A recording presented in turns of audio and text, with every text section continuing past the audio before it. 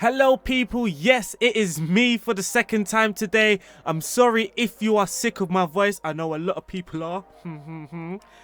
But with this video, we do have a tactic video from Knap. It's an excellent 4-3-3 tactic. One reason why I'm doing this double upload today is because of the terrible news of the lockdown. So I'm just trying to do my bit and help others take their mind off the terrible time that we are going through at this moment. But enough of that. If you are enjoying the content that we are creating for you guys, please, we do appreciate it if you like, subscribe, or even just leave a comment. Just leave a comment. Tell us what you think. You can do anything. But the main reason why I have brought you to this video is for a 4-3-3 from Knap, or you can call it a 2-3-2-2-1, whatever you want to call it. Knap has called it Electric Funeral. I don't know even myself. It's a nice tactic. It is very successful. It is mainly used with the elite clubs, or maybe a club that is predicted to finish in the European places. I have used Ateltico Madrid mainly because I actually haven't used Ateltico Madrid this year. They've got a nice team and they have Luis Suarez and João Felix and Koke and Thomas. They've got a nice team basically. So this tactic is a 4-3-3. I am calling it. The mentality is on attacking. For the attacking width, he has gone with the fairly wide, so nothing too narrow or nothing too wide. He has gone with the preset that comes with the mentality. For the approach play, there is pass into space, so your players will be looking for the more direct, the more risky passes most of the time. The overlaps are on, so your fullbacks will be looking to make more adventurous runs, with your two advanced wingers looking to hold the ball up a little bit more, allowing for your wing backs to overlap. And then also play out of defense has been selected. With the attacking mentality, your players will tend to play direct, especially playing with ball playing defending. They have taken more risks, so play out of defense is a nice way to try and calm that risky pass down. For the passing directness, Knap has gone with a slightly shorter passing with the extremely high tempo. So what he's looking for is extreme pass and move, make things happen in a much more urgent fashion. In the final third, Knap has low crosses when it comes to the crossing. He also has work ball into the box and run at defense. Run at defense is a nice, very nice direct tool. I think I've mentioned that every time I've said this instruction. But honestly, if you want to play a little bit more direct, run at defense is such an excellent tool to use.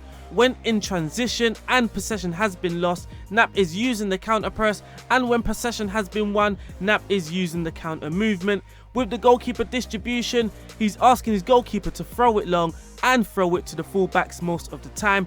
Take note, this will not happen every single time your goalkeeper has the ball.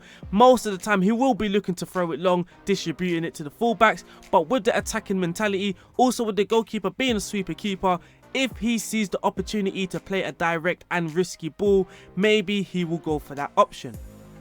And finally, for the out of possession, the defensive shape, the offside trap is on. The much higher line of engagement with just a higher line defense line. The defensive width is on narrow.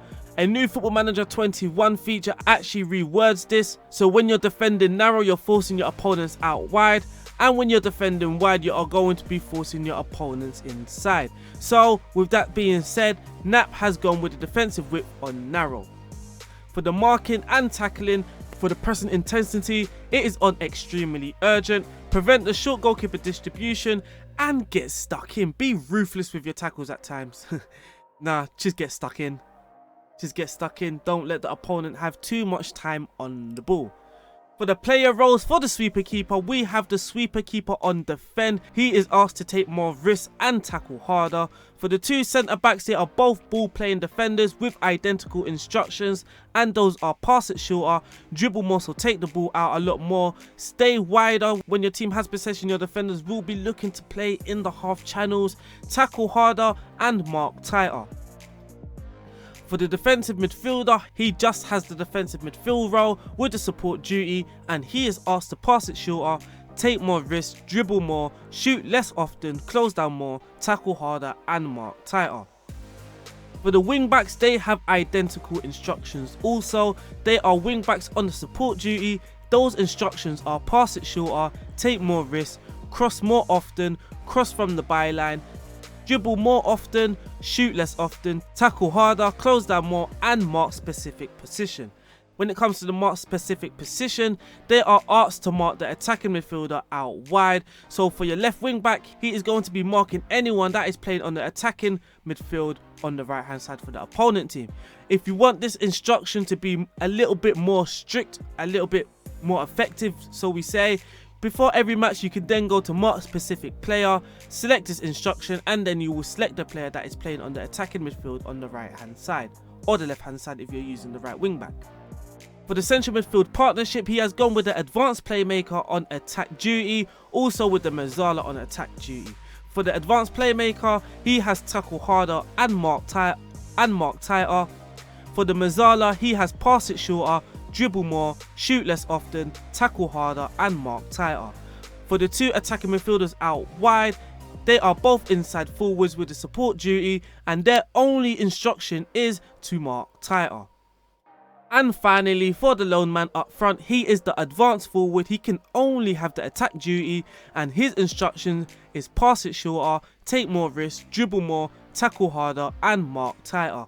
So now we have covered the tactic and the instructions. I think now we should look at the result that this tactic gave us. And as you can see, for the La Liga, we won the league playing 38, winning 30 of those games, very good, drawing 7, only losing 1 throughout the whole season. In the Champions League, we reached the semi-final, which is our expectation, and then we got knocked out by Liverpool, which is no embarrassment at all. But in the domestic cups, in the Copa del Rey and the Supercopa de España, I hope I say that right because that just rolled off my tongue perfectly, we got knocked out in the 5th round of the Copa del Rey against Villarreal, and in the Super Cup we got knocked out by Barcelona. Again, no embarrassment losing to Barcelona, but we should have done better when it comes to Villarreal. In the league, we scored 112 goals. That is incredible and heard of for Ateltico Madrid, and we conceded 25 goals. When it comes to possession, Ateltico Madrid got 50% possession. That placed them 11th in the ranking. You can see Barcelona are only 10th. That is incredible. For the goals, we scored the most goals in the league. We also completed the most crosses, so crosses is very important for us. We scored the most goals from corners. We scored the most from direct free kicks. We also created the most chances, absolutely blowing everybody else out of the park, with 138 chances completed. We also have the best conversion rate. Ateltico Madrid had a very positive season. When it comes to the player stats, you can see Luis Suarez, my man, scored 21 goals, which tops him on the top goal scorer list. Saul is also there in the list. Thomas Lemar and Vitola are also there, which all of them scored double figures in goals. For the assists, we have a few players in that tally as well. We have Thomas Lemar, we have Koke, Ronan Lodi, Luis Suarez, and I am not going to try and pronounce that guy's surname, but his first name is even Simon. For the key passes, we have nobody but Koke with 60 key passes during the season, but Ronan Lodi created the most chances, so did Thomas Lemar. One with 21, Lemar with 19, Koke with 18, and that guy again with 15 chances created. When it comes to the squad stats, you can see Luis Suarez was the top goal scorer. He was the advanced forward. He scored 26 in 52 games. Thomas Lemar scored 16 in 22 starts. João Felix scored 15 in 24 starts. Saul got 14. Koke got 13, our centre back got 11, and Vitolo is there with 10. We actually have a lot of players in double figures of goals, which is very positive. And when it comes to assists, we've got Ronan Lodi, that guy again, Koke and Thomas Lemar all making a high amount of assists. Thomas Lemar with the most with 19 assists. If we have a quick skim through the fixtures, you can see we started very well.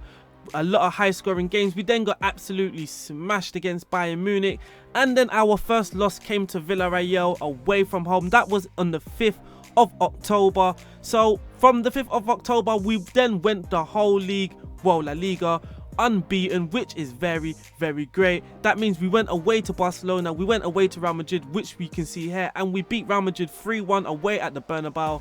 Just looking for the Barcelona result away from home. we drew 1-1. We also drew 1-1 or 2-2. Yeah, we drew 1-1 with them at home also. The Champions League semi-final was only in fine margins. We lost 2-0 away from home, but then we won 2-1 at home, which just wasn't enough for us at all.